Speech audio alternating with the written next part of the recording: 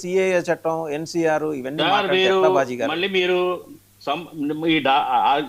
నా ఆర్గ్యుమెంట్ ని మీరు వక్రీకరిస్తున్నారు వాసుదేవన్ గారు. నేను ఉన్న వాస్తవం చెప్తున్నా.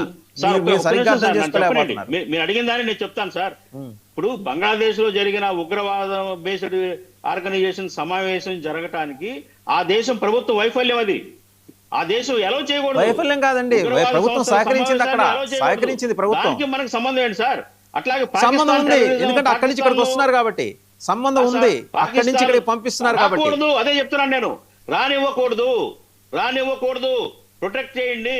45 రోజులు ఆగండి సార్, కరెక్ట్ గా 45 డేస్ ఆగండి.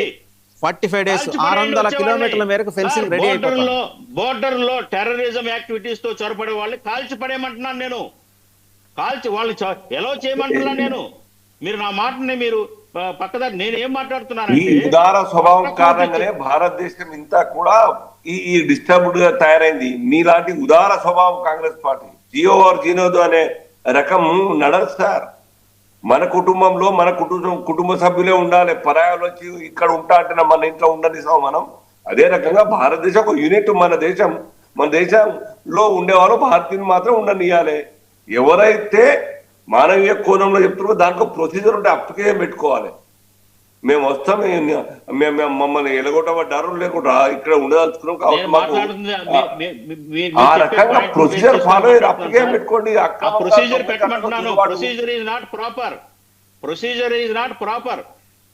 మీరు ఆ సిఏ చట్టాన్ని చదవండి.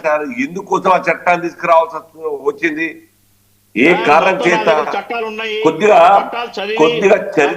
చరిత్ర అర్థం చేసుకుంటే చరిత్ర అర్థమవుతుంది. చదివే మాట్లాడుతున్నాను. ఏదైతే ఎన్ఆర్సీ సిఏ చట్టం తీసుకొచ్చారో ముస్లింలు సార్ అక్కడ మతం పేరు మీద పెండింగ్ లో ఉంది. దాన్ని సరి చేసి పెట్టమంటున్నాను. చొరబాటుదారులు ఇదే కారణం సార్. మా పార్టీ యాక్టివిటీస్ మా పార్టీ ప్రోత్సహించదు.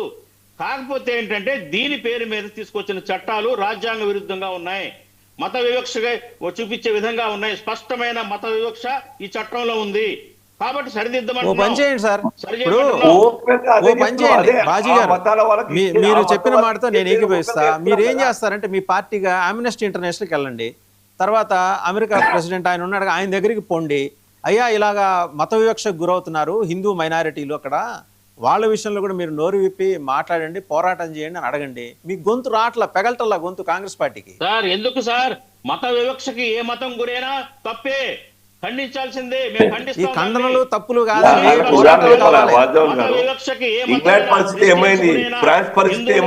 సిక్కులు గురైనా గానీ ఖండిస్తాం, తప్పేది. ఏ మతం కూడా ఇంగ్లాండ్ రోడ్ల మీద ఏమైతా ఉన్నది, లండన్ రోడ్ల మీద ఏమైతా ఉన్నది, కోణంలో ఇంగ్లాండ్ వాళ్ళు యూకే వాళ్ళు ఉండనిస్తే వాళ్ళ హక్కుల గురించి మాట్లాడుతున్నారు. ఇప్పుడు ఈ దేశం మాది పేర్లు మార్చాల రోడ్ల మీద ధర్నాలు చేస్తా ఉన్నారే. ఎట్లా వచ్చిన వాళ్ళందరూ కూడా ఇదే మీలాంటి యొక్క ఉదార స్వభావం కారణంగా రాణిస్తాము రాణి అని చెప్పడం కారణంగా ఇంగ్లాండ్ అండ్రెస్ గా తయారవుతా ఉన్నది, ఫ్రాన్స్ అండ్రెస్ గా తయారవుతా ఉన్నది. మేము ఒక మతాన్ని వెనకేసు రావటంలా, అట్లాగే వేరే ఏ మతాన్ని కూడా వివక్ష చూపకూడదు. కాకపోతే ఇక్కడ ఈ రాజ్యాంగాన్ని ఉల్లంఘన చేసి వివక్షాపూరితమైన చట్టాలు తీసుకొస్తున్నారు ఈ దేశంలో. కాబట్టి ఇది కరెక్ట్ కాదంటున్నాం. దేశ రక్షణ గురించి ఆ చట్టాలు అవసరం సార్. అంత ఉదారంగా ఉంటే సేమ్ లండన్ పరిస్థితి అయితే గుర్తుపెట్టుకోండి, ఫ్రాన్స్ పరిస్థితి అయితే ఆ రకంగా మానవీయ కోణంలో ఆలోచిస్తా పోతే సముద్రం ఈదుకుంటూ వచ్చినారు కాబట్టి ఉన్న ఇందాం నాలుగు అని చెప్తే ఇవాళ ఏమైంది లండన్ పరిస్థితి? సెపరేట్ దేశం ఆడుతున్నారు. ఏం మాట్లాడతారు మీరు? ప్రశ్న ఒకటే సార్, ఈ సబ్జెక్ట్ లో నా ప్రశ్న ఒకటే.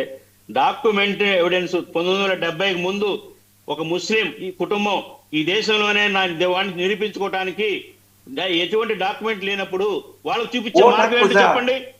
ఆ రోజు ఏ మార్గం ఉందో చెప్పండి. వాళ్ళని ఎలా గెంటేస్తారా? న్యాయవాది చెప్పండి. ఇది చట్టంలో ఉన్న లోపము. మీరు ప్రత్యామ్నాయ ఏర్పాట్లు, ప్రత్యామ్నాయ మార్గాలని ప్రజలకు ఇవ్వండి. పేరు నమోదు ఉంటే వాళ్ళు ఇక్కడ ఉండొచ్చు, వాళ్ళ వారసులు ఉండొచ్చు. ఈ దేశ పౌరుడు కాదా?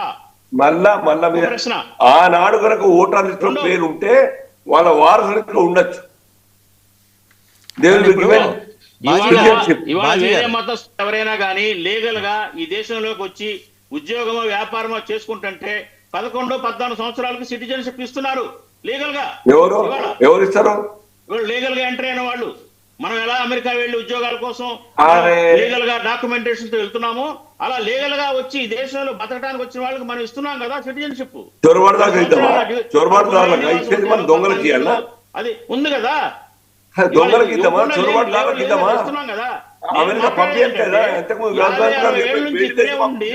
ఈ దేశపు కాంగ్రెస్ పార్టీ పాలసీ చాలా సంతోషం. మేనిఫెస్టోలో పెట్టండి.